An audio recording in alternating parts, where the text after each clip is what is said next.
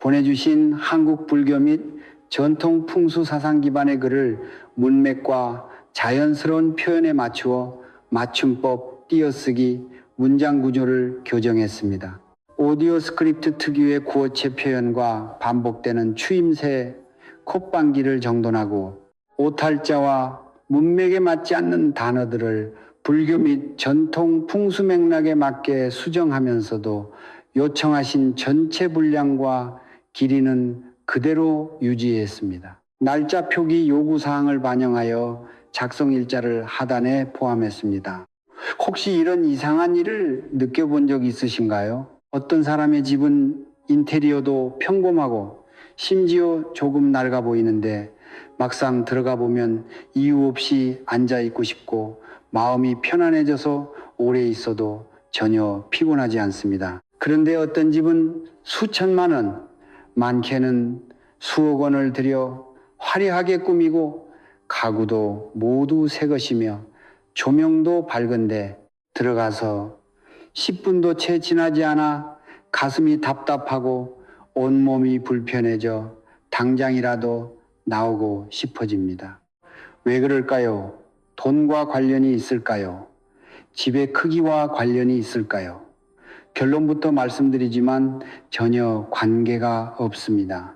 이것은 집안의 기운이 끊어졌거나 집의 파장이 흐트러졌기 때문입니다. 저는 이런 분야를 오랫동안 연구하면서 한 가지 사실을 깨달았습니다. 집은 단순히 사는 공간이 아닙니다.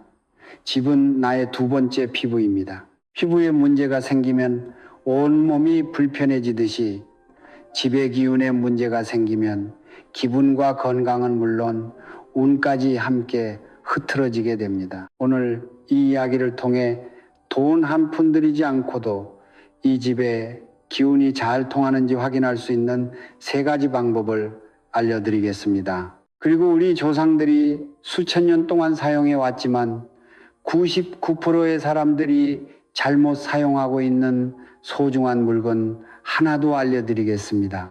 이것은 어느 집에나 있지만 제대로 사용할 줄 아는 사람은 극히 드뭅니다. 만약 여러분이 이 이야기를 처음부터 끝까지 다 듣게 된다면 이미 여러분 내면의 주파수가 이런 오래된 지혜와 연결되었다는 뜻입니다. 그것은 인연이자 하나의 신호입니다. 여러분의 집이 눈과 귀를 통해 지금 무언가를 해야 한다고 알려주고 있는 것입니다. 본격적으로 시작하기 전에 한 가지 부탁드리고 싶습니다. 쑥스러워하지 마시고 형식적인 일이라고 생각하지도 마십시오.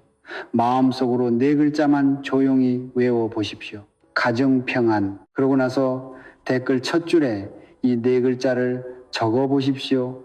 걱정하지 마십시오. 저에게 보여주기 위한 것이 아니라 자기 자신에게 보여주기 위한 것입니다. 이 4글자를 적는 순간 여러분은 무의식 속에서 자신의 집에 확약 버튼을 누르게 됩니다. 내 집은 더 좋아질 가치가 있다고 인정하는 것입니다. 이런 생각의 힘은 집안의 어떤 액막이 물건을 걸어두는 것보다 훨씬 강합니다.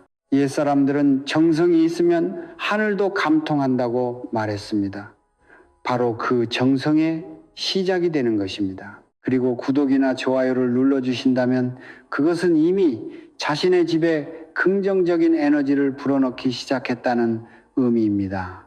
좋아요와 구독은 단순히 버튼을 누르는 행동이 아닙니다.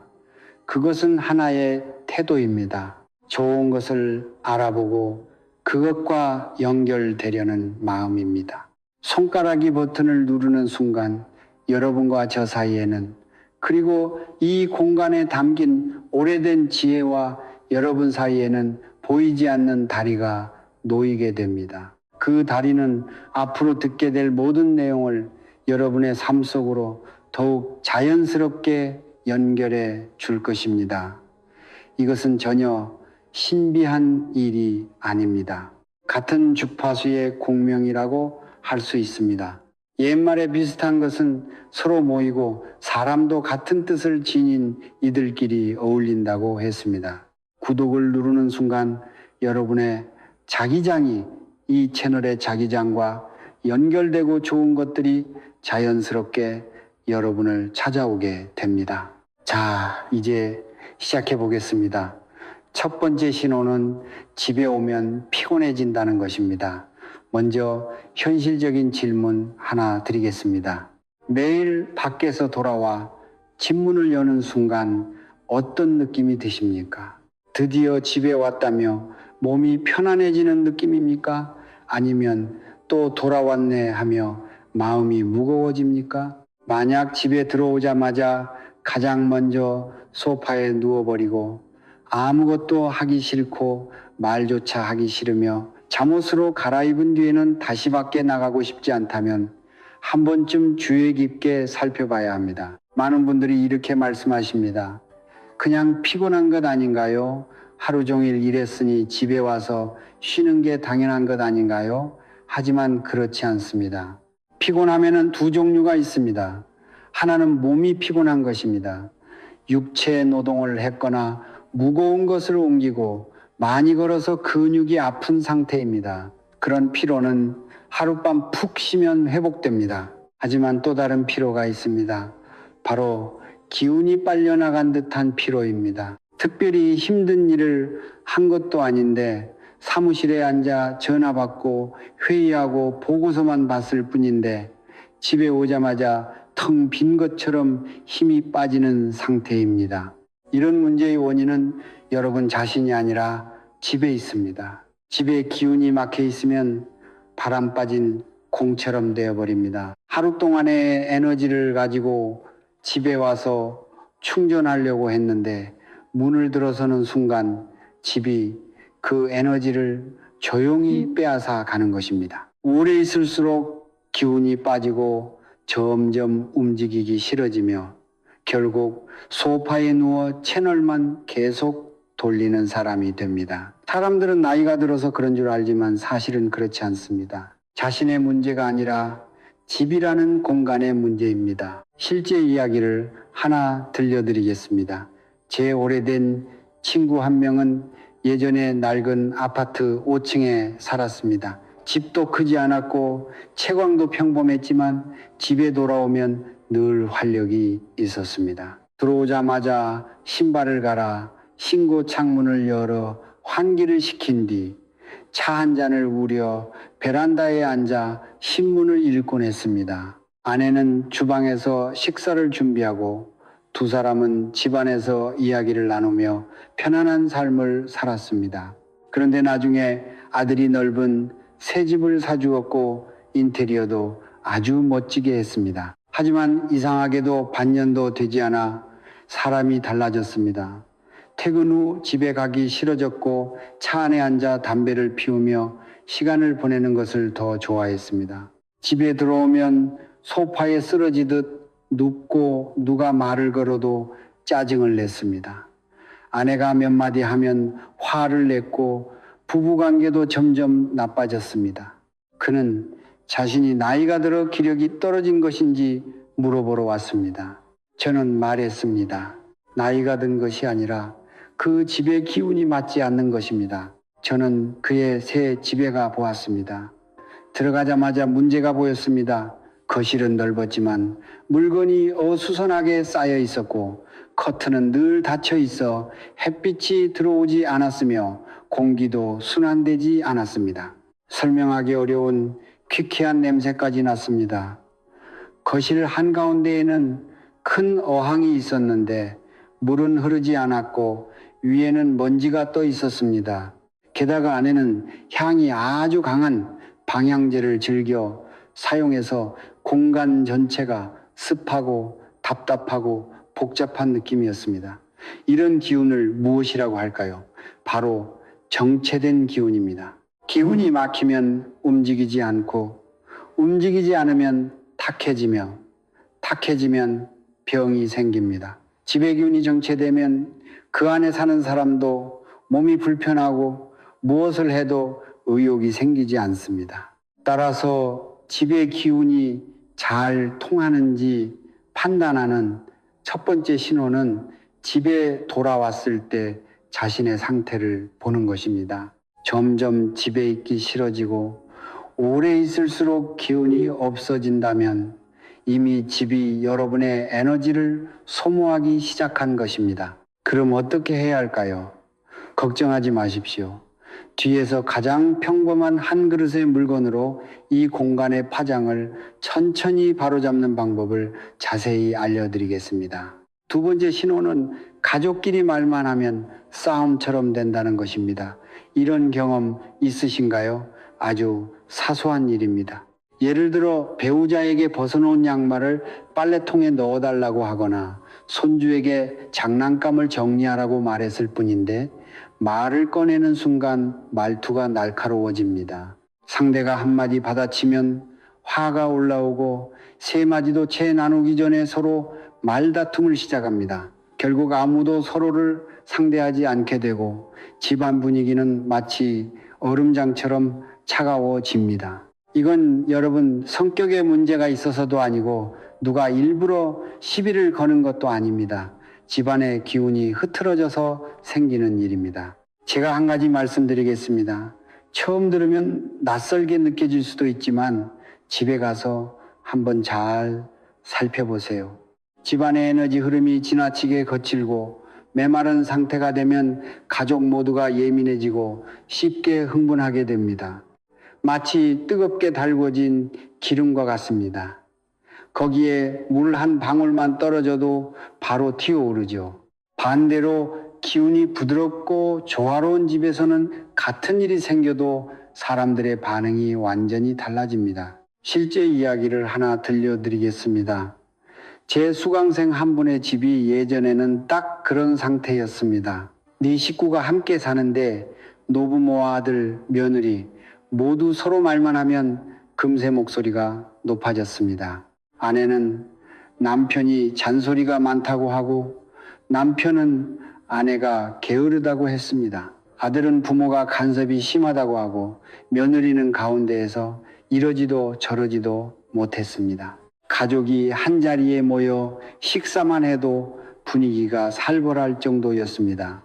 제가 그 집에 가서 보니 주방 수도꼭지가 가스레인지를 정면으로 향하고 있었습니다.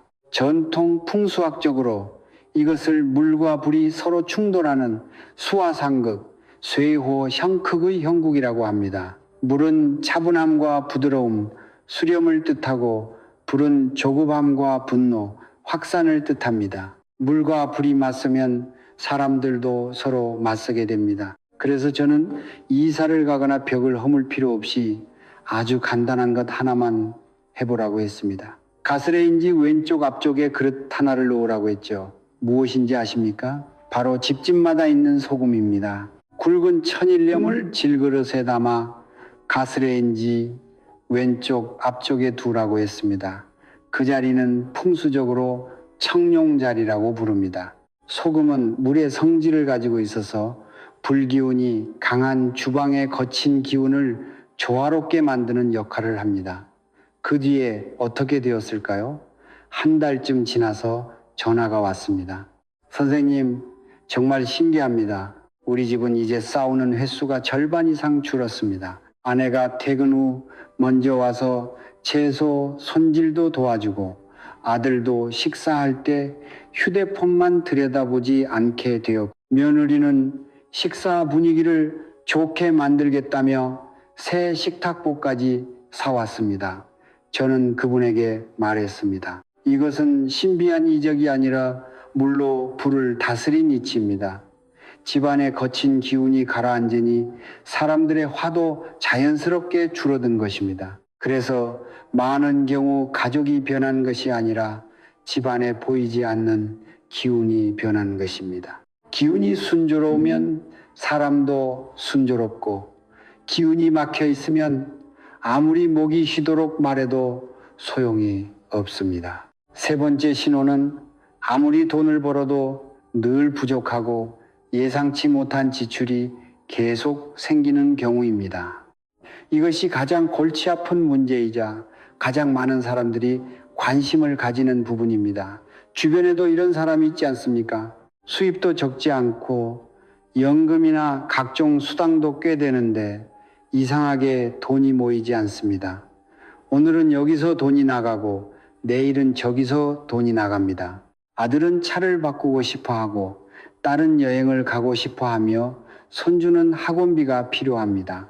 결국 돈은 손가락 사이의 모래처럼 아무리 꽉 쥐어도 더 빨리 빠져나갑니다.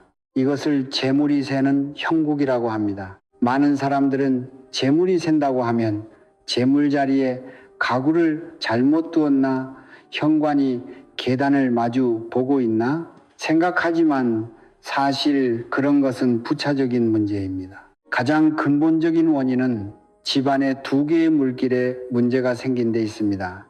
전통적인 지혜에서는 집안에서 가장 중요한 곳이 두 군데 있는데 하나는 주방이고 다른 하나는 화장실입니다. 주방은 재물이 들어오는 길을, 화장실은 재물이 나가는 길을 상징합니다. 이 두 곳이 막히거나 흐트러지면 돈이 머물지 못합니다. 먼저 주방을 이야기해 보겠습니다. 돈이 모이지 않는 집들을 보면 대부분 공통점이 있습니다. 바로 주방이 차갑다는 것입니다. 여기서 말하는 차가움은 온도가 아니라 사람의 기운이 없다는 뜻입니다. 1년 내내 불을 거의 켜지 않고 가스레인지에는 먼지만 쌓여 있으며 냄비와 그릇에도 먼지가 가득합니다.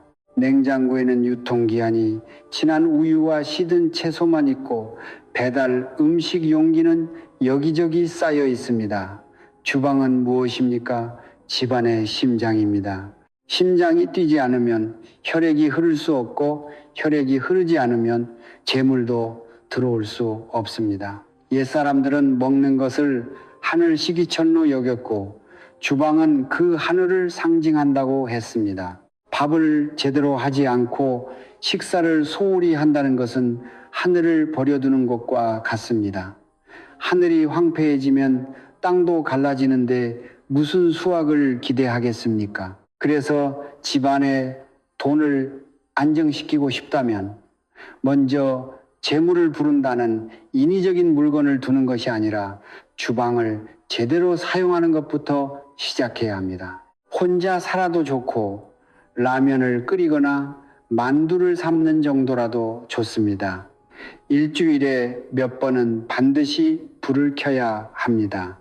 불이 켜지면 기운이 움직이고 기운이 움직이면 재물이 들어오는 길도 열립니다. 이제 화장실 이야기입니다. 많은 사람들이 화장실을 그저 용변을 보는 공간으로만 생각하지만 그렇지 않습니다. 화장실은 집안에서 물이 가장 많은 곳입니다. 물은 재물을 상징하지만 동시에 흘러가 버림을 의미하기도 합니다. 만약 화장실 문이 주방문이나 침실 문을 정면으로 마주보고 있다면 물의 흐름이 잘못되어 재물이 그대로 빠져나갈 수 있습니다. 또 화장실 거울이 문을 향하고 있거나 변기 뚜껑을 항상 열어두는 것도 좋지 않습니다. 이런 상태는 탁한 운기를 위로 끌어올립니다. 기운이 흐려지면 판단이 흐트러지고 판단이 흐트러지면 돈을 쓸 때 절제가 없어집니다. 쓰지 말아야 할 곳에는 마구 쓰고 아껴야 할 곳에서는 전혀 아끼지 못하게 됩니다. 결국 돈이 모이지 않는 것은 운이 나빠서가 아니라 집안의 에너지 흐름이 계속해서 여러분 대신 돈을 써버리고 있기 때문입니다. 제가 몇 가지 질문을 드려보겠습니다.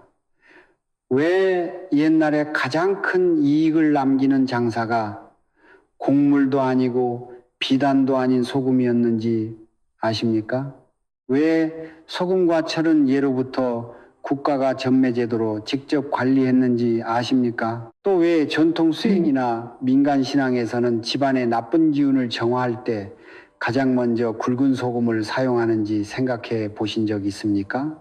왜 금도 아니고 은도 아니고 옥도 아닌 겉보기에는 가장 값없어 보이는 하얀 알갱이일까요? 이유는 소금이 매우 특별하기 때문입니다. 천천히 설명해 드리겠습니다.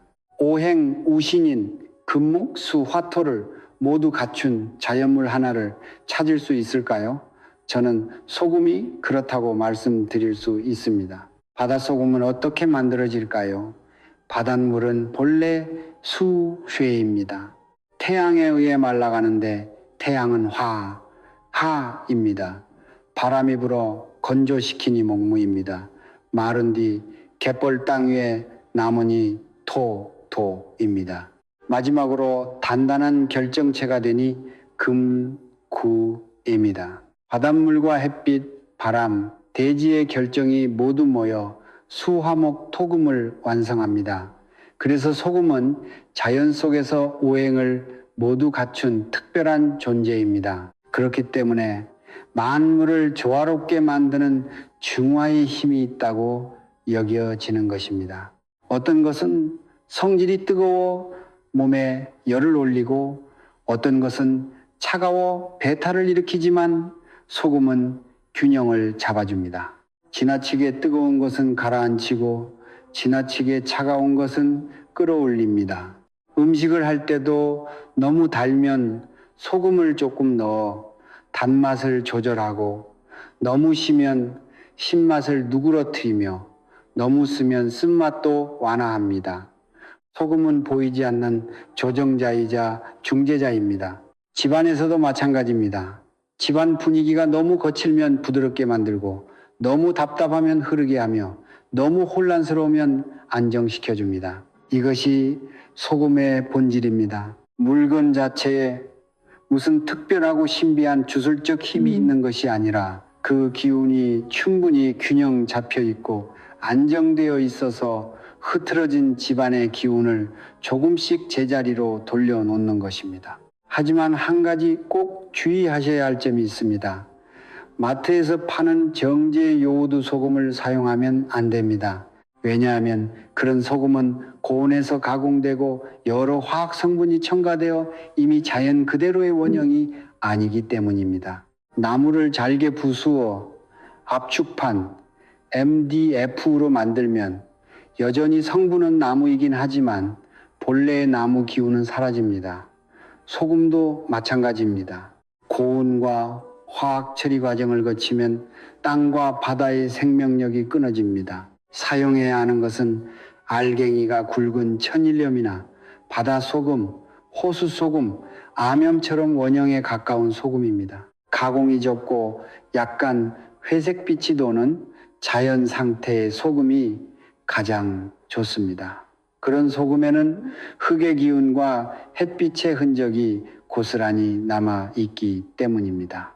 이 귀한 것을 대부분의 사람들이 잘못 사용하고 있습니다. 뿌려놓고 그대로 방치하거나 난방기 옆, 가스레인지 근처, 햇빛이 강하게 드는 창가처럼 열이 많은 곳에 두곤 합니다. 하지만 소금은 물의 성질을 가졌으므로 불을 가장 꺼립니다.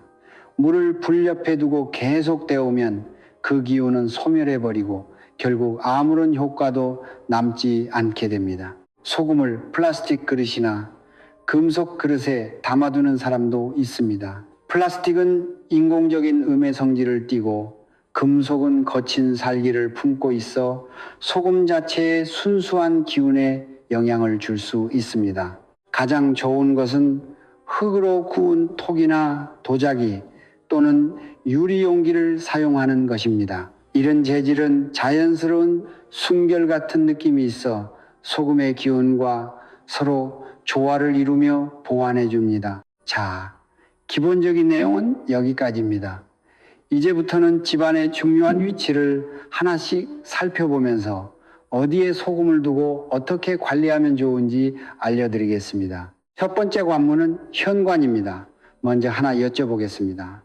여러분은 매일 밖에서 돌아와 집문을 여는 순간 가장 먼저 무엇을 하시나요? 대부분의 사람들은 바쁘게 돌아와 대중교통에서 묻어온 답답한 기운과 시장의 소란스러움, 사람들과 부딪히며 쌓인 스트레스까지 그대로 안고 거실로 들어가 소파에 털썩 앉습니다.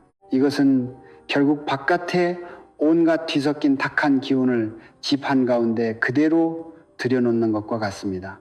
현관문은 집의 기운이 드나드는 주된 입구입니다. 어떤 기운이 들어오느냐에 따라 집 전체의 분위기가 달라집니다. 하지만 정말 중요한 것은 문 자체가 아니라 문을 열고 들어온 뒤 잠시 멈춰 신발을 갈아 신고 열쇠를 내려놓는 그 작은 공간입니다. 그곳은 바깥의 기운과 집안의 기운을 바꾸어주는 완다 지점으로 마치 공항의 세관과 같은 역할을 합니다. 들어오는 물건을 먼저 검사한 뒤 통과시키는 것처럼 말입니다. 여러분의 집에도 그런 정화의 세관이 있습니까? 많은 집의 현관에는 신발이 어지럽게 널려 있고 냄새까지 섞여 있어 문을 열면 마치 신발 더미가 쌓여 있는 것 같습니다. 그런 상태에서 기운이 순조롭게 흐를 수 있을까요? 이것은 마치 코가 막힌 것과 같은 기운의 상태입니다. 입구에서부터 막혀버리니 안쪽 인테리어가 아무리 좋아도 소용이 없습니다. 그래서 첫 번째는 현관을 깨끗하게 정리하는 것입니다. 신발장에 넣을 수 있는 것은 모두 정리하고 바깥에 많이 꺼내두지 마십시오. 그리고 현관 안쪽에서 바깥 문을 바라봤을 때 왼쪽 바닥이나 신발장 위에 굵은 소금을 담은 그릇 하나를 놓아두십시오. 왜 왼쪽일까요? 집안에서 문을 바라봤을 때 왼쪽은 좋은 인연과 재물운의 바른 흐름을 상징하는 정룡자리입니다. 그곳에 소금을 두면 들어오는 기운을 한번 걸러주어 좋은 것은 남기고 좋지 않은 것은 흩어지게 하는 의미가 있습니다. 그릇은 톡이나 어두운 색도자기 그릇이 좋으며 너무 클 필요는 없습니다. 보통 밥그릇 정도 크기의 소금을 8알 80% 정도 채우면 됩니다. 꾹 눌러 담을 필요는 없습니다. 만약 집 현관이 엘리베이터나 계단 또는 긴 복도와 정면으로 마주보고 있다면 소금 그릇 안에 검은 콩 3알과 쌀 한 줌, 말린 유자 껍질 한 조각을 함께 넣어 두십시오. 검은 콩은 좋지 않은 살기를 누그러뜨리고 쌀은 안정감을 주며 유자 껍질은 탁한 냄새와 기운을 부드럽게 바꾸어 줍니다. 한번 놓은 소금, 그릇은 자주 만지거나 옮기지 말고 기운을 정화하는 중이니 함부로 들추지도 마십시오. 사람의 조급한 기운이 부정적인 영향을 줄 수 있기 때문입니다. 그렇다면 언제 바꾸어야 할까요? 음력 초하루 1일과 보름시 보일마다 한 번씩 새 소금으로 교체하면 됩니다. 사용한 소금은 함부로 버리지 말고 변기에 흘려보내거나 화단이나 나무 밑에 뿌려주십시오. 버릴 때는 마음속으로 한마디 감사의 말을 전하면 됩니다. 한 달 동안 집을 지켜준 기운에 대한 감사입니다. 실제 사례 하나를 말씀드리겠습니다. 몇 년 전 한 젊은 영업직 종사자가 늘 운이 없다고 느끼며 상담하러 왔습니다. 계약 직전까지 갔던 고객들이 마지막 순간마다 모두 무산된다는 것이었습니다. 저는 고객 이야기는 잠시 미루고 집 현관 사진부터 보내달라고 했습니다. 사진을 보니 신발이 여러 켤레 널려 있고 배달 봉투와 택배 상자까지 쌓여 있었습니다. 현관 장식도 반쯤 떨어져 있었고 문 위에는 맞은편 이웃을 향해 날카로운 거울이 걸려 있었습니다. 저는 먼저 그 거울을 치우고 이웃에게도 인사를 드린 뒤 현관을 정리하고 왼쪽에 굵은 소금 한 그릇과 검은 콩 3알을 놓아보라고 했습니다. 그는 그대로 실천했습니다. 한 달도 되지 않아 연락이 왔습니다. 오랫동안 진행하던 큰 계약이 성사되었고 이미 포기했던 고객이 다시 찾아왔다는 것이었습니다. 그는 매일 집에 들어올 때 현관에서 몇 초간 멈춰서 바깥에서 가져온 답답한 감정을 내신 뒤 들어간다고 했습니다. 마치 보이지 않는 정화의 장벽이 있는 것 같았다고도 말했습니다. 저는 그것이 장벽이 아니라 스스로에게 잠시 멈춤의 여백을 만들어준 것이라고 설명했습니다. 그 잠시 멈춤이 어떤 거울이나 부적보다 더 큰 힘을 발휘한 것입니다. 두 번째 관문은 재물과 건강의 자리인 주방입니다. 주방은 집안에서 가장 특별한 공간입니다. 전통적으로 주방은 불과 빛을 상징하는 공간으로 여겨집니다. 주방은 집안의 태양과도 같습니다. 태양이 약해지면 집 전체가 어두워지고 생기가 줄어듭니다. 잘 되는 집을 보면 반드시 주방에 온기가 있습니다. 꼭 매일 거창한 음식을 해야 한다는 뜻은 아닙니다. 중요한 것은 불씨가 살아있는 것입니다. 불이 켜지면 기운이 움직이고 기운이 움직이면 사람의 의욕도 살아납니다. 의욕이 살아나면 기회도 따라옵니다. 반대로 집안의 흐름이 점점 나빠지는 집을 보면 주방이 지나치게 새 것 같아 거의 사용하지 않거나 반대로 기름때가 두껍게 쌓여 방치되어 있는 경우가 많습니다. 이것은 불에 생동하는 기운이 약해진 상태입니다. 그래서 가장 먼저 해야 할 일은 소금을 두는 것이 아니라 불을 사용하는 것입니다. 혼자 살아도 좋고 요리를 못해도 괜찮습니다. 적어도 일주일에 3번 정도는 물을 끓이거나 음식을 데우며 가스레인지나 조리기구에 불을 사용하십시오. 불꽃이 살아나면 집안의 기운도 순환하기 시작합니다. 이제 소금 이야기를 해보겠습니다. 주방에 소금을 두는 목적은 크게 2가지입니다. 하나는 이유 없이 치솟는 짜증과 화를 가라앉히는 것이고 다른 하나는 재물의 흐름을 안정시키는 것입니다. 이유 없는 짜증이란 특별한 일이 없는데도 요리할 때 화가 나거나 식탁에서 가족과 이야기하다가 쉽게 다투게 되는 상태를 말합니다. 이는 불의 기운이 지나치게 치솟아 감정에 영향을 주는 경우 화기태과입니다. 이를 완화하려면 소금을 조리되 왼쪽 앞쪽에 두십시오. 정면도 아니고 오른쪽도 아닙니다. 왼쪽 앞은 부드럽고 조화로운 상생의 흐름을 의미하는 자리입니다. 소금은 물의 성질을 지녔으므로 그곳에 두면 강한 불의 기운을 부드럽게 조절해 줍니다. 그릇은 깨끗함을 상징하는 흰색 도자기 그릇이 좋고 소금은 7할 70% 정도만 담으면 됩니다. 싱크대, 개수대 가까이나 열기가 직접 닿는 화구, 바로 옆은 피하고 조리대와는 손바닥 1뼘 이상 거리를 두십시오. 또 많은 사람들이 놓치는 장소가 있습니다. 바로 냉장고입니다. 현대 가정에서 냉장고는 옛날의 곡식 창고 강화 같은 역할을 합니다. 창고를 비워두지 않는 것은 기본 상식입니다. 하지만 냉장고는 특성상 사람에게 물건을 무조건 쌓아두려는 탐착 심리를 만들기도 합니다. 필요 이상으로 많은 식재료를 사서 넣어두었다가 결국 잊어버리고 유통기한이 지나버리는 경우가 생깁니다. 이것은 돈이 들어왔다가 누수로 인해 다시 빠져나가는 흐름과 비슷합니다. 이를 제어하려면 냉장고 위에 작은 굵은 소금 그릇 하나를 두십시오. 문을 열 때 정면으로 보이지 않게 왼쪽이나 뒤쪽에 두는 것이 좋습니다. 이 소금은 냉장고의 과도한 음습한 기운을 흡수해 불필요한 재물 소비를 줄여주는 의미가 있습니다.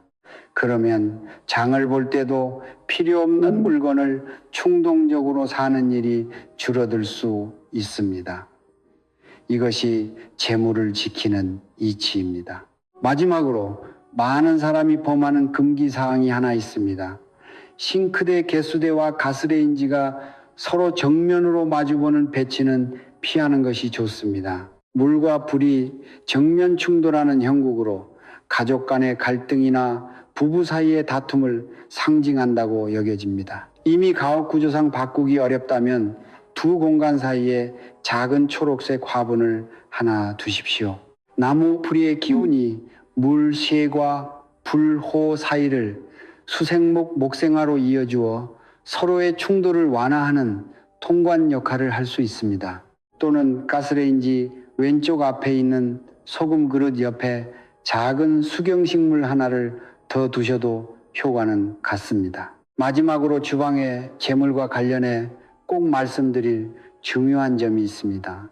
혹시 장을 보는 횟수나 식재료에 쓰는 돈이 집안의 재물 창고 크기와 직접적인 관련이 있다는 사실을 느껴보신 적 있으신가요? 무조건 돈을 아끼는 것이 좋다는 뜻이 아닙니다. 식재료를 사는 데 쓰는 돈이 그만한 가치를 발휘해야 한다는 뜻입니다. 그 가치란 무엇일까요? 직접 요리해서 가족들이 맛있게 먹고 건강해지는 것, 그것이 바로 참된 가치이자 복덕입니다.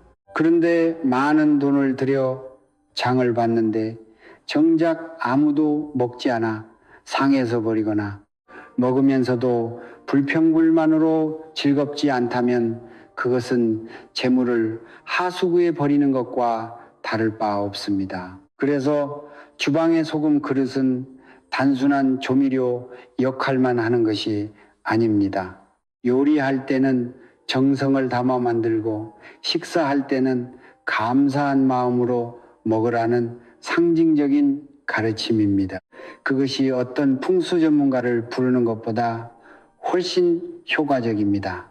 세 번째 관문은 침실과 서재입니다. 침실은 가정의 안정감을 책임지는 공간입니다. 사람은 평생의 3분의 1을 침대에서 보냅니다. 침실의 에너지는 수면의 질, 부부관계, 심지어 스스로의 기운을 소모하는 정도까지 직접적으로 결정합니다. 먼저 하나 여쭤보겠습니다. 침대 머리에 물건을 많이 쌓아두고 계시지 않나요? 책, 충전기, 약병, 물컵, 돋보기, 안경 등 이것저것 어지럽게 쌓아두셨다면 두 가지 금기를 범하고 계신 겁니다. 첫째, 머리맡에 물건을 쌓아두면 기류의 흐름을 막아잠을 편히 잘 수 없게 됩니다. 꿈이 많아지고 자주 깨며 아침에 일어날 때 머리가 무겁고 멍해집니다. 둘째, 머리맡에 전자기기를 두는 것, 특히 휴대전화 충전기를 두는 것은 수면 중 전자기장을 만들어 장기적으로 신경계에 영향을 줄 수 있습니다. 그렇다면 어떻게 해야 할까요? 머리맡을 깨끗이 정리하고 작은 취침 등 하나와 책 한 권만 남겨두세요. 그리고 침대 양쪽에 작은 천 주머니를 하나씩 두고 그 안에 굵은 소금을 넣으십시오. 주머니는 면이나 마 소재의 천연 섬유를 사용하고 플라스틱이나 화학 섬유는 피해야 합니다. 소금의 양은 많을 필요 없습니다. 한 줌이면 충분합니다. 바늘과 실로 입구를 꿰매거나 단단히 묶어 소금이 새어나오지 않게 하십시오. 협탁 위에 두거나 침대 매트리스와 헤드보드 사이에 넣어두면 됩니다. 이 소금 주머니의 역할은 마음을 안정시키는 안신 작용입니다. 낮 동안 머릿속에 남아있던 잡념을 흡수해 누웠을 때 생각이 꼬리를 물고 계속 돌아가지 않도록 도와줍니다. 특히 잠들기 전에 정신이 맑아지지 않거나 늘 마음속에 내려놓지 못한 집착이 있는 분들에게 잘 맞습니다. 또 하나 중요한 것은 서재입니다. 서재는 학업과 직업, 사고력을 관장하는 공간입니다. 많은 할아버지, 할머니들이 이렇게 묻습니다. 우리 손주가 수업 시간에 가만히 앉아있지 못하고 숙제도 질질 끄는데 머리가 나쁜 걸까요? 저는 이렇게 답합니다. 아닙니다. 책상의 위치와 방해 에너지가 맞지 않는 겁니다. 책상을 배치할 때 가장 간단한 원칙이 하나 있습니다. 창문을 바라보게 두지 말고 벽을 등지거나 벽을 보게 두는 것입니다. 벽을 향하면 시선이 분산되지 않아 집중력이 밖으로 새지 않습니다.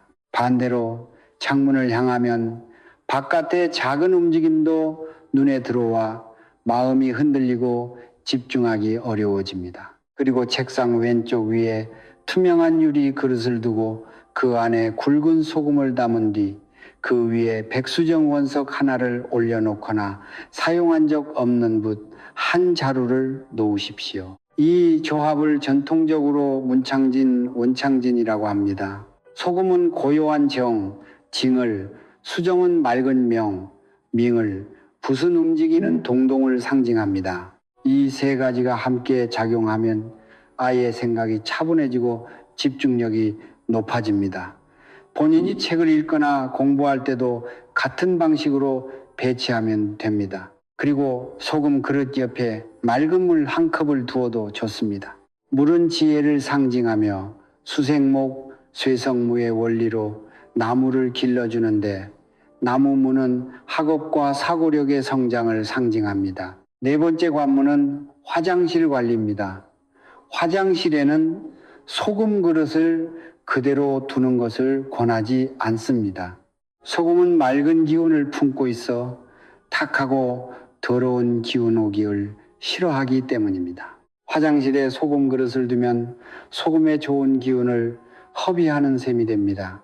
하지만 화장실을 그냥 방치할 수도 없습니다. 화장실은 집안의 노폐물을 내보내는 배출구 역할을 하기 때문입니다. 배출구가 막히거나 탁해지면 집안의 기운이 모두 역류하게 됩니다. 그렇다면 어떻게 해야 할까요? 아주 간단합니다. 진한 소금물로 화장실 바닥을 닦으십시오. 물을 한 냄비 끓인 뒤 굵은 소금을 몇 숟가락 넣고 녹여 식힙니다. 그런 다음 손에 뜨겁지 않을 정도가 되면 그 물로 화장실 바닥 타일을 닦으십시오. 닦은 후에는 바로 물로 헹구지 말고 자연스럽게 마르게 둔 뒤 나중에 마른 걸레나 물로 한 번 더 가볍게 닦아주면 됩니다. 일주일에 한 번이면 충분합니다. 원리는 무엇일까요? 소금물은 침투력이 강해 타일 틈새 깊숙이 스며들어 눈에 보이지 않는 곰팡이와 습기, 좋지 않은 탁기들을 흡착해 냅니다. 또한 소금의 광물 구조가 타일 표면에 매우 얇은 보호막을 형성해 습기가 다시 올라오는 것을 줄여줍니다. 그리고 화장실 문은 평소에 꼭 닫아두고 변기 뚜껑도 항상 덮어두십시오. 이 두 가지만 실천해도 재물이 물과 함께 허망하게 빠져나가는 것을 막을 수 있습니다. 아마 이런 질문을 하실 수도 있습니다. 선생님, 소금을 다 배치했으니 이제 모든 일이 단번에 잘 풀리는 건가요? 그렇지 않습니다. 여기서 꼭 말씀드리고 싶은 중요한 마음의 원리가 있습니다. 시간과 에너지는 쌓이는 인고의 과정이 필요하다는 것입니다. 씨앗을 심었다고 다음날 바로 열매가 맺히지는 않습니다. 소금 한 그릇을 놓았다고 갑자기 일확천금을 얻어 부자가 되는 것도 아닙니다. 가운짜운의 변화는 깊은 병이 천천히 낫는 것처럼 아주 서서히 그리고 모르는 사이에 진행됩니다. 가장 먼저 느끼게 되는 변화는 돈이 갑자기 많아지는 것도 아니고 손주가 전교 1등을 하는 것도 아닙니다. 마음이 덜 답답해지고 집에 돌아왔을 때 가족에 대한 짜증이 줄어들며 배우자와 이야기하는 말투가 부드러워집니다. 차 한 잔을 마시며 신문을 읽을 마음의 여유도 생기게 됩니다. 이것이 바로 막혔던 기운이 순조롭게 흐르기 시작했다는 증거입니다. 기운이 순해지면 좋은 일들은 자연스럽게 뒤따라오게 됩니다. 그래서 꼭 기억해야 할 세 가지 원칙을 말씀드리겠습니다. 첫째, 믿지 않으면 효과도 없습니다. 이것은 맹목적인 미신을 강요하는 게 아닙니다. 마음 깊이 믿지 않으면 계속 의심하는 태도로 결과를 시험하려 들기 때문입니다. 한 달이나 두었는데 왜 아직 효과가 없지? 라고 조급해하게 되고 결국 거짓이라 여기며 소금 그릇을 치워버립니다. 이런 의심의 부정적인 마음은 무엇보다 강해서 원래 나타날 수 있었던 긍정적인 효과까지 모두 상쇄해버립니다. 그러니 하지 않을 거면 아예 하지 말고 하기로 했다면 신뢰하십시오. 믿음은 미신이 아니라 긍정의 에너지를 부르는 신뢰입니다. 둘째, 자랑하지 마십시오. 어떤 사람들은 집에 이런 풍수 배치를 해놓고는 주변 사람들에게 자랑합니다. 나 집에 소금 두었는데 정말 효과가 좋더라. 그렇게 말하는 순간 스스로의 공덕심과 자랑하고 싶은 아만 오만이 이미 가득 차버립니다. 마치 풍선을 잔뜩 불어놓고 묵지 않은 채 손을 놓아버리면 바람이 다 빠져 날아가 버리는 것과 같습니다. 마음이 흩어지면 그 배치의 힘도 새어나가게 됩니다. 그러니 조용히 실천하고 본인만 알고 계시면 됩니다. 셋째, 조급해하지 마십시오. 저는 이틀 해보고 바로 찾아와 왜 아직 변화가 없나요? 라고 묻는 분들을 많이 봤습니다. 그럴 때 저는 이렇게 말합니다. 나무에 물을 주고 다음날 뿌리가 자랐는지 확인하려고 매번 뽑아 보시겠습니까? 그러지 않으실 겁니다. 시간은 반드시 필요합니다. 에너지장의 변화는 최소한 월 단위로 이루어집니다. 적어도 석 달은 기다리셔야 합니다. 첫 번째 달에는 자신의 감정 변화를 살펴보고 두 번째 달에는 가족 간 분위기의 변화를 느껴보십시오. 그리고 세 번째 달이 되어야 비로소 바깥 환경과 운의 변화를 보게 됩니다. 이것이 자연스러운 인과의 흐름입니다. 또 하나 아주 중요한 행동이 있습니다. 매달 초하루와 보름에 소금을 갈아주는 일입니다. 이것은 단순히 새 소금을 바꿀 때는 두 손으로 오래된 소금 그릇을 공손히 들고 마음속으로 고맙습니다 라고 한마디 전한 뒤 버리십시오. 겉으로 보기에는 단순한 행동 같지만 사실은 당신과 이 공간 사이의 연결고리를 만드는 과정입니다. 당신이 진지하게 대할수록 그 연결은 더욱 강해집니다. 이것을 불교에서는 신물이려, 쇳물이려, 즉 마음과 사물이 하나가 된다고 합니다. 마지막으로 집에 있는 오래된 물건에 대해 이야기해 보겠습니다. 요즘은 많은 사람들이 미니멀 라이프를 추구하며 집에서 수십 년 동안 사용해 온 오래된 물건들을 쉽게 버리고 새 것으로 전부 바꾸곤 합니다. 낡은 물건은 거추장스럽고 새 것으로 바꾸는 것만이 새로운 시작이라고 생각합니다. 하지만 제가 말씀드리겠습니다. 당신이 버리는 것은 단순한 낡은 물건이 아니라 오랜 세월 동안 쌓인 기억의 정보입니다. 한 대에 걸쳐 사용한 도마에는 얼마나 많은 가족 식사의 추억과 정성이 새겨져 있을까요? 오래된 의자에는 얼마나 많은 어른들의 삶의 무게가 앉아 있었을까요? 오래된 장롱 안에는 몇 세대의 옷과 삶이 보관되어 있었을까요? 이런 물건들은 낡고 해져 보일 수 있지만 그 안에는 수없이 많은 따뜻함과 평온함, 그리고 가족이 함께했던 자비로운 기억이 담겨 있습니다. 이러한 기억의 정보가 바로 집의 뿌리입니다. 뿌리를 버리면 집도 흔들리게 됩니다. 갑자기 큰 돈을 벌었다가 갑자기 몰락한 사람들을 보면 많은 경우 같은 실수를 했습니다. 돈을 벌고 나서 가장 먼저 한 일이 옛집을 허물고 오래된 가구를 아낌없이 버리며 집안을 전부 새 것으로 바꾸고 심지어 부모님의 오래된 사진이나 유품까지 귀찮다고 치워버린 것입니다. 그러고 나서 집안의 운이 서서히 내리막길을 걷기 시작합니다. 왜 그럴까요? 자신의 근본이자 뿌리를 끊어버렸기 때문입니다. 허공에 떠 있는 나무는 바람 한 번만 세게 불어도 쓰러집니다. 그렇다고 낡은 물건을 무조건 쌓아두고 쓰레기처럼 살아가라는 뜻은 아닙니다. 깨끗하게 손질하고 수리할 수는 있지만 가족의 역사와 기억이 담긴 물건만은 함부로 버리지 마십시오. 오래된 그릇 하나, 오래된 숟가락 하나라도 오랫동안 소중히 사용해 왔다면 계속 쓰십시오. 그것이 바로 지배 중심을 지탱하는 축이 됩니다. 또 한 가지는 오래된 물건과도 관련이 있고 혈통의 뿌리와도 관련이 있습니다. 명절이 되면 정성을 다해 조상을 기리고 전통 명절의 의식을 보내십시오. 많은 사람들은 이것을 그저 형식적이거나 고리타분한 미신이라고 생각합니다. 하지만 그렇지 않습니다. 이것은 한 가족이 시간의 흐름 속에서 의도적으로 만들어내는 거룩한 공명입니다. 생각해 보십시오. 가족 모두가 같은 시간에 같은 일을 하고 같은 선조를 떠올린다면 얼마나 큰 에너지가 만들어지겠습니까? 그 에너지장은 모든 가족 구성원에게 무의식적으로 나는 혼자가 아니고 나에게는 뿌리가 있으며 언제든 돌아갈 마음의 고향이 있다는 깊은 안정감을 줍니다.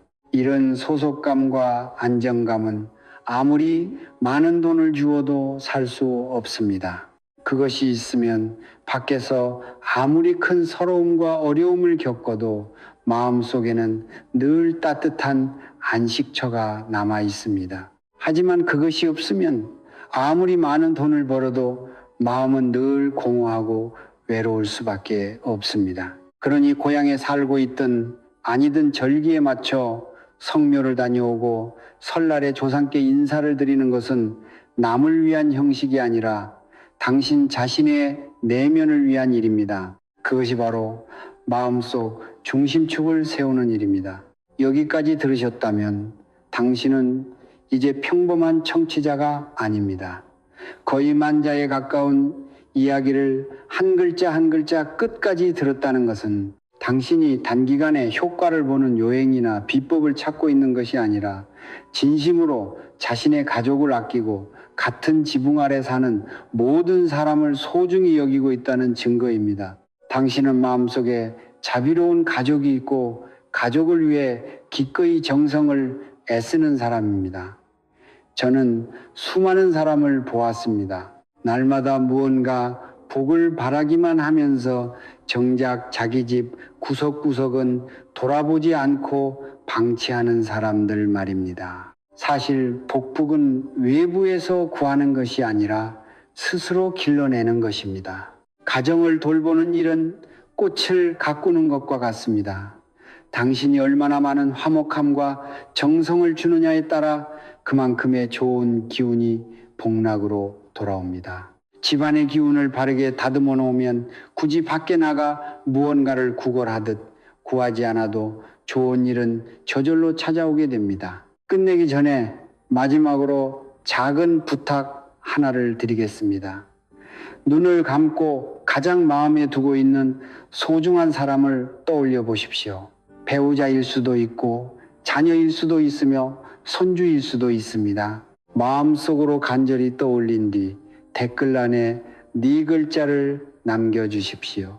가화만사성 혹은 가화인한 자호레나니, 이것은 단순한 축복의 말이 아니라 하나의 완전한 마음의 원력입니다. 처음에 가정평안이라는 다짐에서 시작해 마지막에 가화인한으로 마무리하는 순간 당신은 이미 무의식 속에서 가족을 위한 완전한 상생의 원을 그린 것입니다. 그리고 오늘 이 내용이 삶에 도움이 되었다고 느끼셨다면 구독 버튼을 누르거나 좋아요를 한번 눌러주십시오. 제가 그 숫자가 필요해서가 아니라 좋아요와 구독을 누르는 매 순간 당신의 무의식은 스스로에게 나는 내 가족을 위해 더 나아지고 싶고 이 선한 지혜의 마음과 연결되고 싶다고 확언하게 되기 때문입니다. 그 버튼을 누르는 순간 당신과 저 사이에는 이러한 오래된 지혜와 이어지는 보이지 않는 유대와 인연이 생깁니다. 그 끈은 앞으로의 모든 날들 속에서 이 깨달음을 품고 살아가도록 당신을 끊임없이 일깨워 줄 것입니다. 서두를 필요도 없고 두려워할 필요도 없습니다. 오늘부터 집에 돌아가면 현관이 깨끗한지, 부엌이 따뜻한지, 소금 그릇이 제자리에 바르게 있는지 한번 살펴보십시오. 그러다 보면 어느 날부턴가 당신을 지치게 하고 답답하게 만들던 집이 어느새 세상에서 가장 따뜻한 도량으로 변해 있다는 사실을 발견하게 될 것입니다. 이것이 바로 가정을 돌보는 진짜 풍수이자 자비의 의미입니다. 당신의 가정의 화목과 평안이 늘 함께하기를 진심으로 축원합니다. 작성일자 2026년 8월 9일 Source 1